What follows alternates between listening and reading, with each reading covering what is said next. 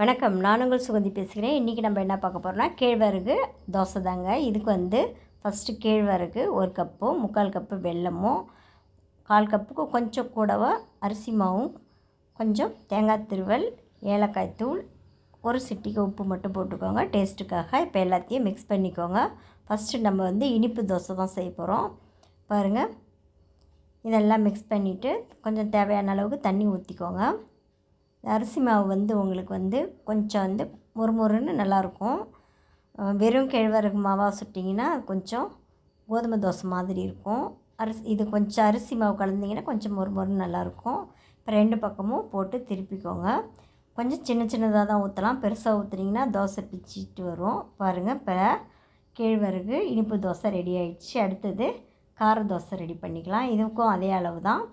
பாருங்கள், நான் கருவேப்பிலை, கொத்தமல்லி, வெங்காயம், கொஞ்சோண்டு குழம்பு மிளகாய்த்தூள் எடுத்திருக்கேன். இப்போ 1 கப்பு, 1/4 கப்புக்கு அதிகமாக அரிசி மாவு. மிளகாய்த்தூள் போடாதவங்க பச்சை மிளகாய் போட்டுக்கோங்க. குழந்தைகளுக்கு இப்போ செய்கிற மாதிரி இருந்தால் மிளகாய்த்தூள் போட்டுக்கோங்க. இப்போ இதையும் அதே போல் தண்ணி ஊற்றி மிக்ஸ் பண்ணிக்கோங்க. நல்லா கலந்துக்கோங்க. பாருங்கள், தேவையான அளவுக்கு தண்ணி ஊற்றிட்டு மிக்ஸ் பண்ணிவிட்டு தோசைக்கல்லில் இதையும் ஊற்றிக்கோங்க.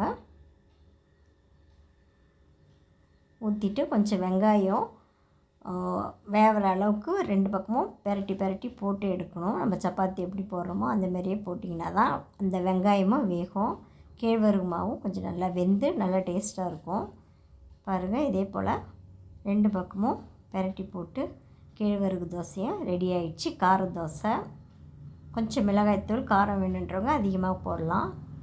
இப்போ தோசை ரெடி ஆகிடுச்சு. இப்போ 2 வகையான இனிப்பு கேழ்வரகு தோசை ரெடி ஆகிடுச்சு. உங்களுக்கு இது பிடிக்கும்னு நினைக்கிறேன். ஹெல்த்தியான தோசை. நன்றி, வணக்கம்.